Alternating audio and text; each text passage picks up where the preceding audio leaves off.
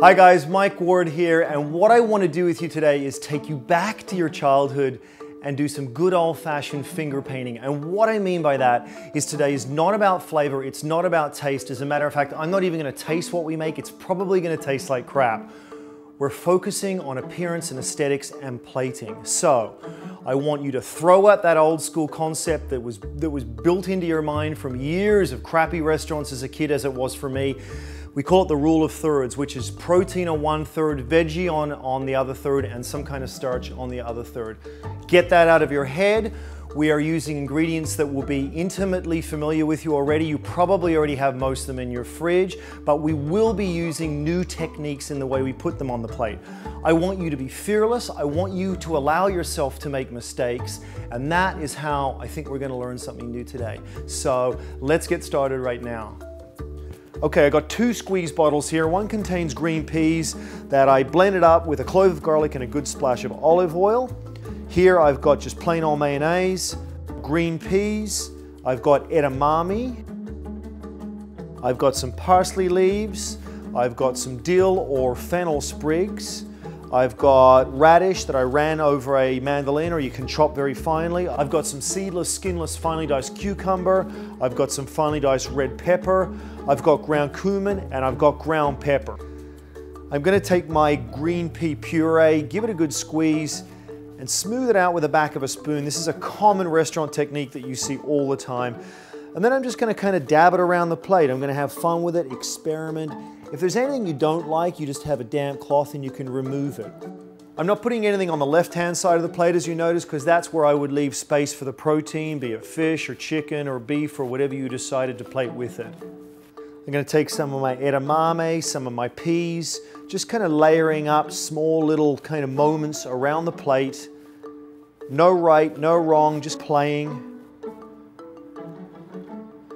I'm clumping them in little piles so I can put the radishes on them, which will create some height.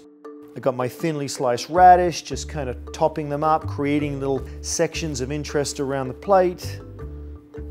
More peas.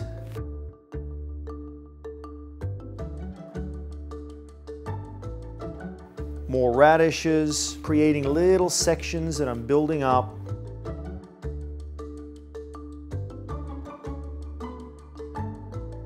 A little bit of parsley leaf, fennel sprig.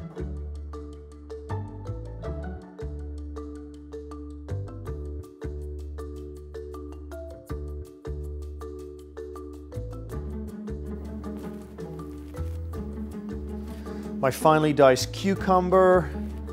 You'll notice here I use a very simple color palette of green, a little bit of red in the radishes and the red peppers, and white. You could go any which way with this color-wise. Obviously flavor would dictate that, but for the purposes of this exercise, we're just playing with technique and application. Mayonnaise in the squeeze bottle, again, randomly playing with it.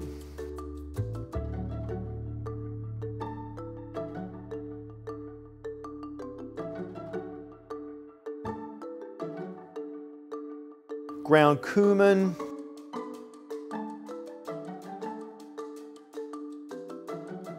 Giving the plate different texture, and little moments of excitement for the eye to enjoy.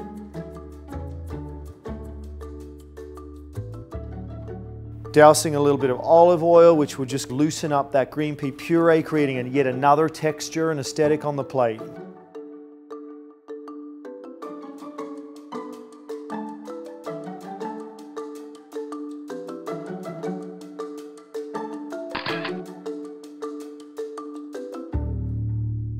So there it is, guys. Now that may or may not be to your personal taste, but hopefully I've given you a couple of tips and techniques that will allow you to expand your own plating techniques. But most importantly, what I really hope you took from today is this kind of concept of being completely fearless in the way you cook food, because that's what the world's best chefs do daily. From that fear comes mistakes, or at least growth, and from that comes experience. And in a day's time, month's time, and a year's time, you won't even know yourself in the kitchen. You will be blowing your own mind. So thanks so much for watching, guys, and subscribe to my channel. And if you liked what you saw today, check out these 2 recipes on the screen right now.